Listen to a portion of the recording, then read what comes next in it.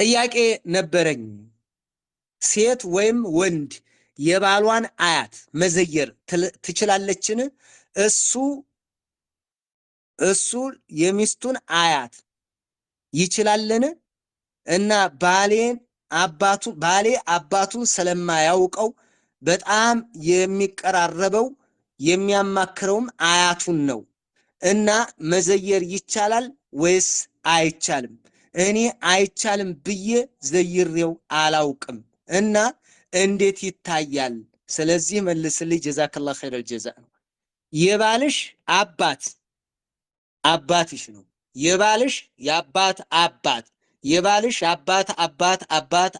አባት ሁሉም አባቶችሽ ናቸው። መዘየር ትችላለሽ። ያንቺም እናት፣ የእናትሽ እናት፣ የሷ እናት ወይ አባትሽ እናት እያለ ይሄዳል። ለባልሽ ያው ቤተሰብ እናት ናቸው። ይሄ ችግር የለም። ይህንም በደንብ ነው። ዘውጀቱ الولد محرم لا حرج. يقول إمام ابن باز رحمه الله تعالى زوجة الولد وزوجة ولده وزوجة ولد ولده وزوجة ابن ابنته وزوجة أبيه كلهم محارم. እነዚህ ሁሉ መሐሪም ናቸው።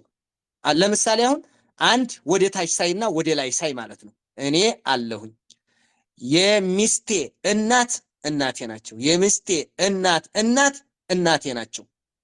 በቃ የኔ አባት ለሚስቴ ያው አባቷ ነው፣ አያገባትም እኮ የአባቴ አባትም ያው ነው።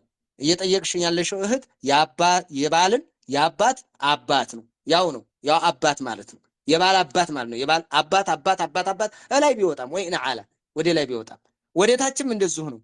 የልጄ ሚስት ልጄ ናት። የልጄ ልጅ ሚስት እኔ ለሷ ራሱ እንደ አባት እንደዛ ነው የምታየው። በዛ አይነት መልክ ነው የሚወሰደው። ባይሆን አንድ ምክር የሰጡት አለ ኢማም ኢብኑ ባዝ ረሂመሁላሁ ተዓላ ከውጭ ስትመጡ ስትገናኙ በስሜት ብቻ እንዳይሳሳሙ ነው የሚሉት። ولكن في المناسبات مثل الأعياد يعيد ጊዜ وعند قدوم من سفر كسفر ሲመጡ فلا حرج في ذلك የባሏን አያት የባሏን አባት እንደምትስም የባሏን አያት ብትስምም ችግር የለም።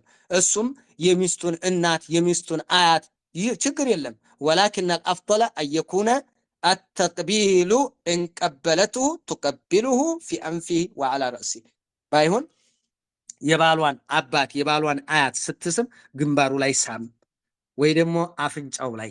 አሁን አንዳንድ ባህል አለ በከንፈር የሚሳሳሙ ማለት ነው። እንደዛ መሆን የለበትም ነው። ይሄ ወደ ደቡብ ነው መሰለኝ እንደዛ አይነት አለ። ያ እንደዛ መሆን የለበትም። ግንባር ሳም ይደረጋል። ችግር የለም። አጀነብይ አይደሉም ማለት ነው። አጭሩን በቃ ይሄ ነው አጭሩ